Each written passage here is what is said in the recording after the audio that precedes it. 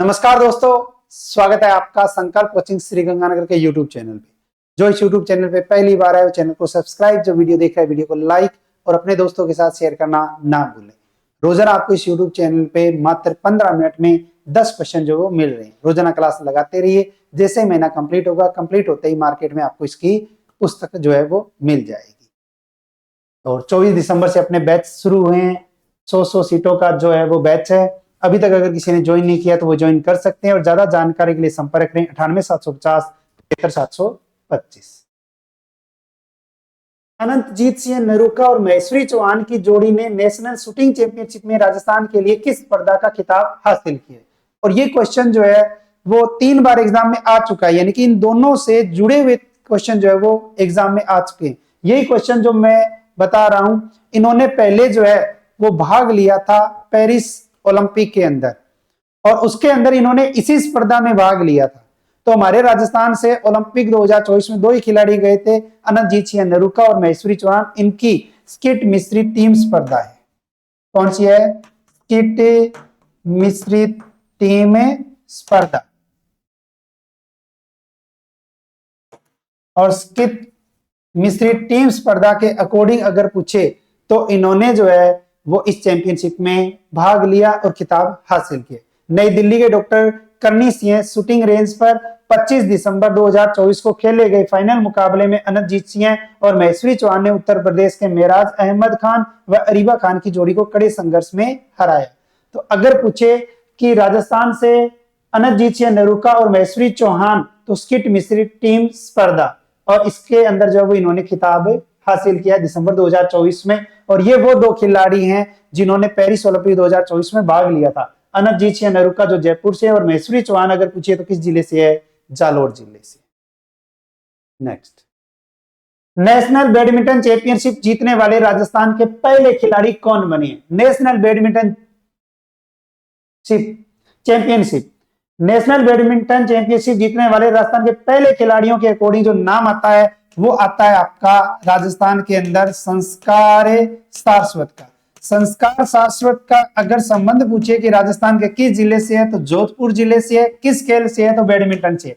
खेल खिलाड़ी का क्वेश्चन बनता है कि संस्कार सारस्वत का संबंध किस खेल से? तो बैडमिंटन से। किस जिले के? तो जोधपुर के। और इन्होंने नेशनल बैडमिंटन चैंपियनशिप जीतने वाले राजस्थान के पहले खिलाड़ी बन गए। उन्होंने बेंगलुरु में 18 से 24 दिसंबर 2024 तक वी सीनियर नेशनल बैडमिंटन चैंपियनशिप के पुरुष युगल का खिताब अपने नाम किया। अगर आपने गौर किया है, अक्टूबर, नवंबर और दिसंबर के अकॉर्डिंग एक भी क्वेश्चन आपको पुराना नहीं मिलेगा। टोटल नए क्वेश्चन है या नहीं है? और रोजाना 10 क्वेश्चन है। राजस्थान के किस क्षेत्र में बर्ड फ्लू से 10 परंजा पक्षी की मौत हो गई है? काफी चर्चा में है। राजस्थान के अंदर बर्ड फ्लू से कितने पक्षी? 10 जो है वो पक्षी जो है वो मारे गए हैं। और ये अगर पूछे कि राजस्थान के अंदर कहां, तो खिंचन है जोधपुर। लेकिन वर्तमान में खिंचन अगर देखें तो खिंचन आ चुका है, फलोदी के अंदर आ चुका है। कहां चुका है? फलोदी के अंदर आ चुका है। तो नवीन जिला फलोदी है। खिंचन पहले कहां अगर देखें तो जोधपुर के अकॉर्डिंग, तो दोनों ही रूप से आ सकता है। तो हजारों किलोमीटर दूर साइबेरियन से आने वाले कुरंजन में 2 साल बाद फिर बर्ड फ्लू फैल रहा है। खिंचन में एक पखवाड़े में यानी कि करीबन 15 दिनों में जो है वो 10 परंजा की बर्ड फ्लू से मौत हो चुकी है। H5N1 किससे संबंधित है? बर्ड फ्लू से संबंधित है। एवियन संक्रमण की आशंका के चलते खिंचन के कुरंजा पर्यटन स्थल को पर्यटकों के लिए बंद कर दिया है। बालोतरा के निकट है तिलवाड़ा में रूपादे पालिया के पास हजारों की संख्या में कुरंजा प्रवास पर हैं। नेक्स्ट, राजस्थान के किस जिले में सहकार से समृद्धि अभियान का राज्य स्तरीय समारोह आयोजित किया गया? राजस्थान के अंदर अगर पूछे कि किस जिले में, तो हमारे राजस्थान के अंदर आता है उदयपुर जिला। और उदयपुर जिले में सहकार से समृद्धि अभियान जो है वो राजस्थान के अंदर आयोजित किया गया। सहकार से समृद्धि अभियान के तहत जिला स्तरीय कार्यक्रम का आयोजन 25 दिसंबर 2024 को केंद्रीय सहकारी बैंक उदयपुर के सभागार में हुआ। इस समारोह में वीडियो कॉन्फ्रेंस के माध्यम से केंद्रीय सहकारिता मंत्री श्री अमित शाह भी शामिल हुए। मुख्यमंत्री श्री भजनलाल शर्मा के अनुसार सहकारिता में राजस्थान को समृद्ध एवं सशक्त बनाने के लिए 35 लाख किसानों को फसली ऋण उपलब्ध करवाने का लक्ष्य रखा गया।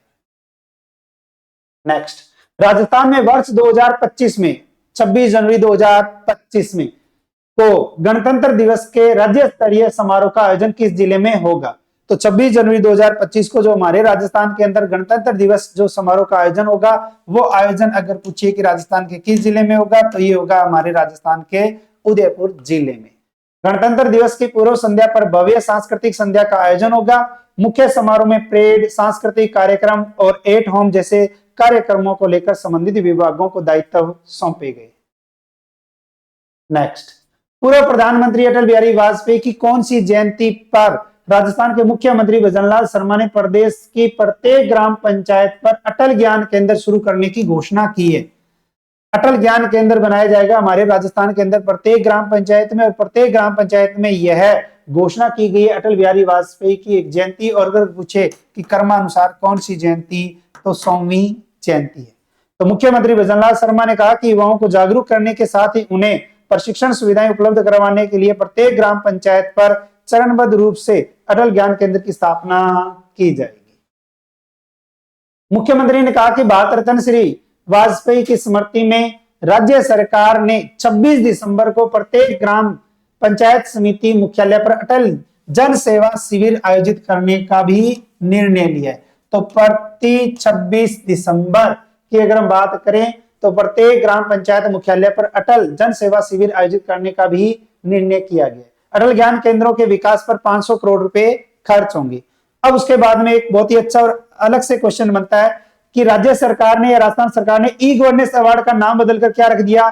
तो अटल ई गवर्नेंस अवार्ड। और राजकीय विद्यालयों के कंप्यूटर कक्ष का नाम बदलकर अगर पूछे क्या किया गया, तो अटल कंप्यूटर कक्ष कर दिया गया है। तो अगर पूछे कि राजकीय विद्यालयों के कंप्यूटर कक्ष का नाम बदलकर, तो अटल कंप्यूटर कक्ष, और ई गवर्नेंस अवार्ड का नाम बदलकर अटल ई गवर्नेंस अवार्ड कर दिया है। नेक्स्ट, 13 से 15 दिसंबर 2024 तक लुधियाना में आयोजित स्पेशल ओलंपियाड भारत द्वारा फर्स्ट नॉर्थ जोन प्रतियोगिता में राजस्थान के किस खिलाड़ी ने 100 मीटर में गोल्ड और 300 मीटर में सिल्वर मेडल जीता है? हमारे राजस्थान के अंदर आते हैं जयपुर। जयपुर के अंदर आती है आपकी एक खिलाड़ी जिसका नाम है इशिका गोयल।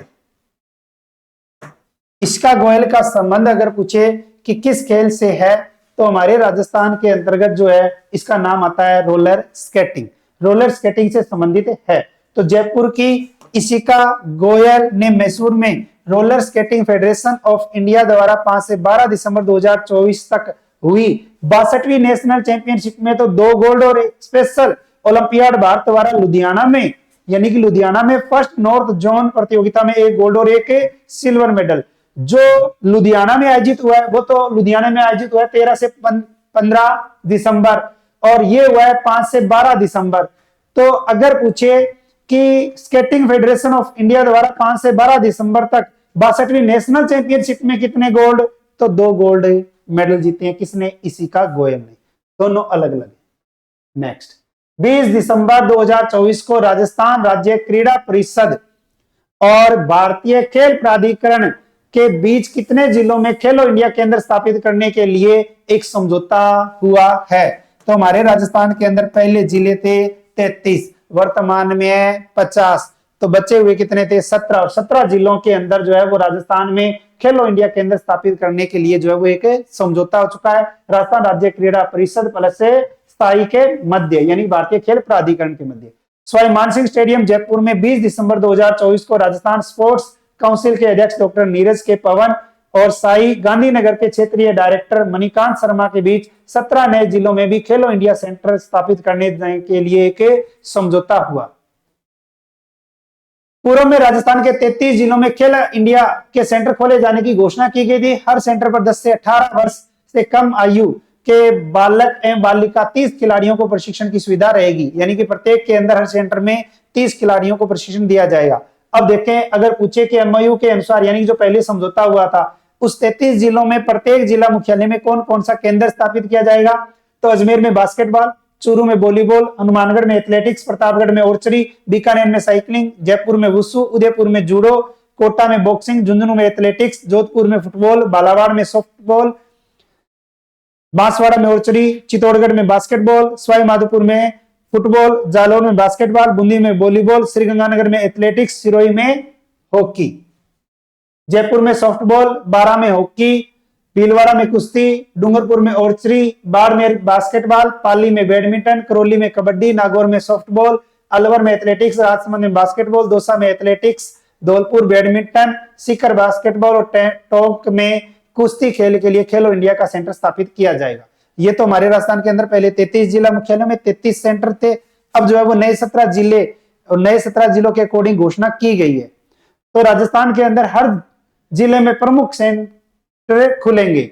बास्केटबॉल के सेंटर अजमेर, चित्तौड़गढ़, जालौर, बाड़मेर, राजसमंद और सीकर में। तो अगर पूछिए कि राजस्थान के अंदर किस जिले में बास्केटबॉल के सेंटर, तो अजमेर, चित्तौड़गढ़, जालौर, बाड़मेर, राजसमंद और सीकर। इसके अलावा वॉलीबॉल के सेंटर अगर पूछे तो चूरू व बूंदी में खोले जाएंगे। एथलेटिक्स के सेंटर है हनुमानगढ़, झुंझुनू, गंगानगर, अनवल और दौसा में स्थापित होंगे। तीरंदाजी के सेंटर प्रतापगढ़, बांसवाड़ा, डूंगरपुर में, बीकानेर में साइकिलिंग और जयपुर में वुशु का सेंटर बनेगा। उदयपुर में जूडो का, कोटा में बॉक्सिंग का, जोधपुर में फुटबॉल का, झालावाड़ में सॉफ्टबॉल का, सवाई माधोपुर में फुटबॉल का, सिरोही में हॉकी, भरतपुर में सॉफ्टबॉल, बारां में हॉकी, भीलवाड़ा में कुश्ती, पाली में बैडमिंटन, करौली में कबड्डी, नागौर में सॉफ्टबॉल, धौलपुर में बैडमिंटन और टोंक में कुश्ती के सेंटर खोले जाएंगे। तो ये पहले से जो है वो अपनी घोषणा हो चुकी है। नेक्स्ट आता है राजस्थान राज्य क्रीड़ा परिषद द्वारा 24 दिसंबर को आदेश जारी कर राज्य में पे एंड प्ले पॉलिसी को कब लागू किया जाएगा। पैसे देने पड़ेंगे, एंड प्ले तब आप खेल सकते हो।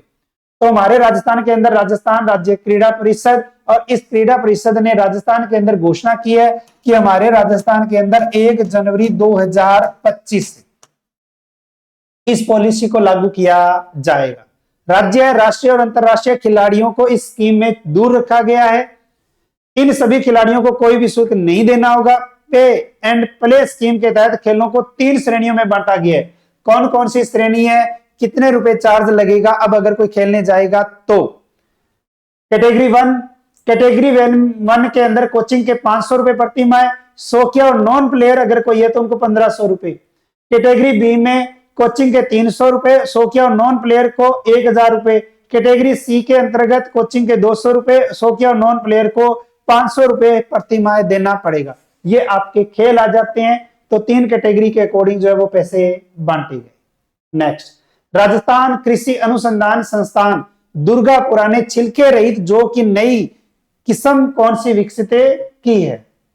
हमारे राजस्थान के अंदर आता है राजस्थान कृषि अनुसंधान संस्थान, और यह है कहां, दुर्गापुरा के अंदर है।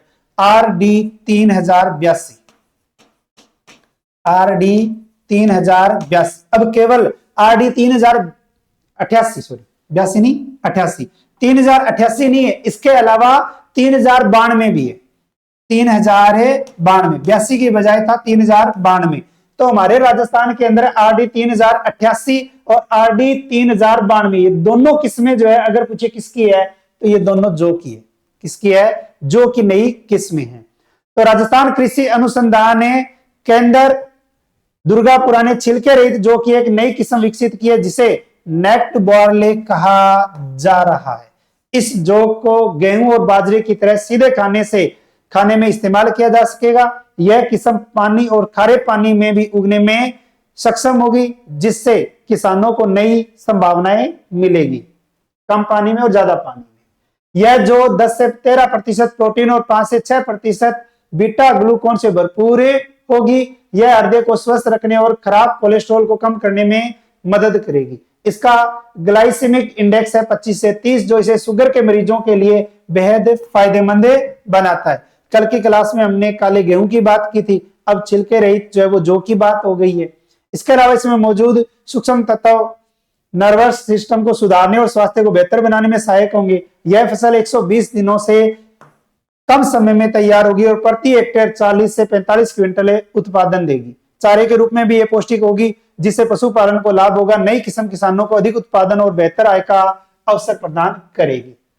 यह परियोजना 2016 से दुर्गापुरा में चल रही है। यह जो कि RD 3088 और 3092, ये 2 किस्में ध्यान रख लेना, दोनों एक साथ इन किस्मों पर काम किया जा रहा था। अब इसे आईसीआर भारतीय कृषि अनुसंधान परिषद में परीक्षण के लिए भेजा गया है। परीक्षण और अनुमोदन के बाद ये 1-2 साल में किसानों तक पहुंचेगी। पूर्व में पूछा गया क्वेश्चन, कल आपसे क्वेश्चन पूछा गया था, अनसुनी की फुसफुसाहट नामक पुस्तक के लेखक कौन है? तो राइट आंसर आपका दिशा भाटिया। क्वेश्चन फॉर यू के तहत आपके लिए क्वेश्चन है, प्रतिवर्ष 26 दिसंबर को कौन सा दिवस मनाया जाता है? इस क्वेश्चन का आंसर आपको मेन कमेंट बॉक्स के अंदर देना है। और अगर आप घर बैठे तैयारी करना चाहते हैं तो आज ही डाउनलोड कीजिए संकल्प ऐप और आप अपना कोर्स परचेज कर सकते हैं। इसके अलावा अगर आप मार्केट में अच्छी किताबें ढूंढ रहे हैं तो मार्केट के अंदर जो है वो ये सभी किताबें मार्केट में अवेलेबल है। तो रोजाना क्लास लगाते रहिए और देखते रहिए। जैसे ही क्लास यानी कि आपका महीना कंप्लीट होगा, कंप्लीट होते ही मार्केट में आपको बुक मिल जाएगी। मिलते हैं कल नए क्वेश्चनों के साथ, तब तक जय हिंद, जय भारत, नमस्कार।